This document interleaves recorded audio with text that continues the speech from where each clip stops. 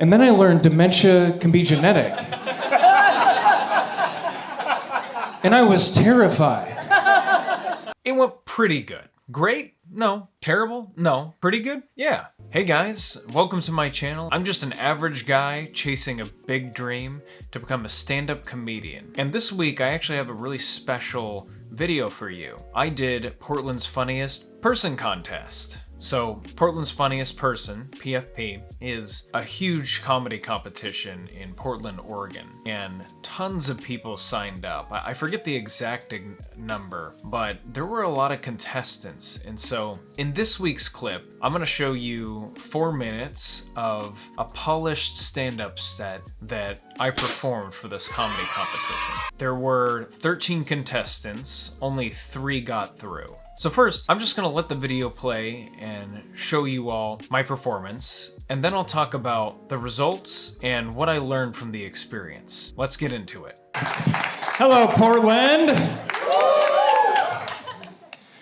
So growing up, my grandma moved in with us, and when I became a teenager, we got along great. You see, neither of us had a filter. She hit me right away with her famous backhanded compliment. She goes, "My, you've become quite handsome." "I haven't always?" "You were an ugly child. I was afraid to move in." "Grandma, I thought I got my looks from you." "Well, I thought you were adopted." Gross. She's actually the biggest Christian influence in my life. Yeah, she's the reason I started praying. Every time she drove. First, I prayed for Jesus to take the wheel. Then I prayed he'd take the keys. It was terrifying. Like, she drove me and a friend home once, and she asked my friend, "Have you heard of Jesus?" And he said, "Yeah, I've heard of him. Could you slow down? I'm not ready to see him yet." She holds the record for the worst Christmas gift I've ever received. One year, she got my sister Kleenex, my brother cough drops, and me a used bar of soap. I'm pretty sure she was just cleaning the house, you know? So I got her back. I got her a pair of those shorts that say "Juicy" on the booty. She wore them. I was like, "Grandma, that was a joke." She was like, "What? I am juicy.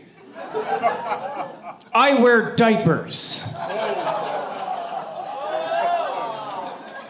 I know. It was a gag gift, and now I'm gagging. Unfortunately, at the age of 95, she was diagnosed with dementia. And it was really hard on the family, but I chose to look on the bright side. I mean, before the diagnosis, I owed her a lot of money. Now she thinks she owes me. Eventually, she forgot who I was, so I tried showing her a photo. I said, "Do you know who this is?" And she said, "What an ugly child. Who is that?" "Actually, that's my brother." She just passed away this last year at the age of 102. 102. Yeah. I was devastated. That's not where the laugh is. But I was devastated. My money was on 103. Sorry, her money. Her money was on 103. Yeah, but I miss her so much. I mean, she just passed, and the thing is I just learned that dementia can be genetic. And I was terrified, you know. I don't want to end up like Grandma. And then I learned dementia can be genetic. And I was terrified. I don't want to end up like Grandma. Although I do look great in those juicy shorts. Portland, you've been great. Have a good night. So let's talk about it. This was my first time watching this back. And one thing I do want to note is you can hear laughter. It does sound a little bit stifled in the audio. I'm not sure how they record this, but this is a pretty, professional recording. And my experience was that it went pretty good. Great? No. Terrible? No. Pretty good? Yeah. And honestly, I was just happy I got up there. So this was a way bigger room than I'm used to performing for. I don't know how many exactly it seats, but I want to say it's 200-ish, 250. I could be totally off, but I was dying inside beforehand. It really taught me how to manage performance anxiety because I was backstage just like deep breathing, practicing my first line, praying.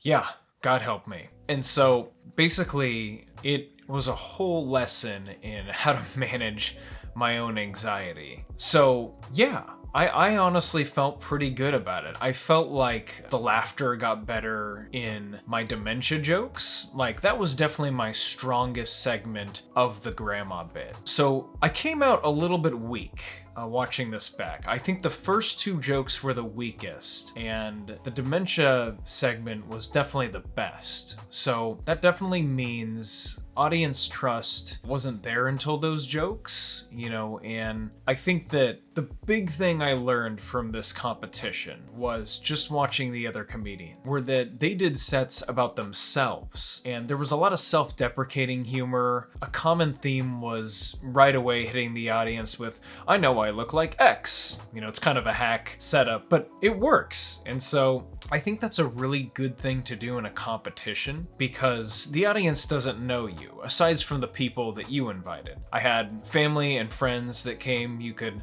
invite up to 10 with free tickets, so that was cool. Yeah, so my big takeaway from this was a couple things. It was, number one, just what I learned was how to manage that stage anxiety. And the really cool thing that happened after this was I became less nervous to go up for smaller open mic performances. So this was a really great experience. I didn't get through. Only 3 out of the 13 comedians did, but that's okay. I was just happy that I even did this in my first year doing stand-up comedy. And the second big thing I learned was that personality is the driver here. Jokes, of course, definitely. It's stand-up. You gotta be funny. But the big driver was personality and how your personality came out through your jokes. They are good, but I need to come out swinging, making fun of myself first, and really making my personality shine. Because all 3 comedians who got through did that, and they had the laughs to back it up. They had the jokes there,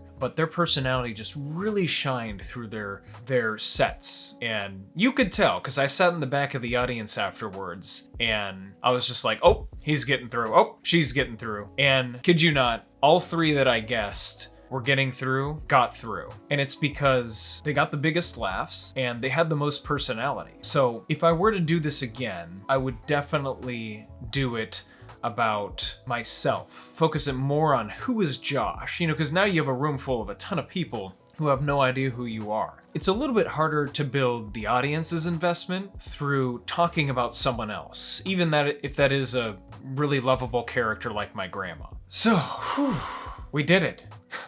Honestly, I was kind of happy I didn't get through because the amount of stress that it was just doing this was so much that if I got through, I have no idea what I would have done.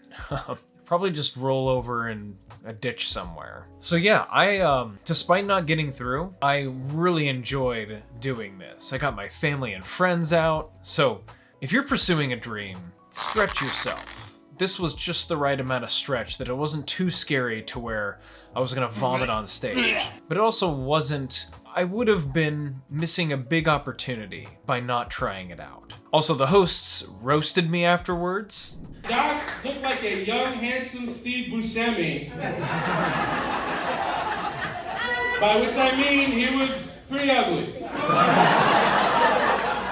I just wrote Josh Free Dahmer.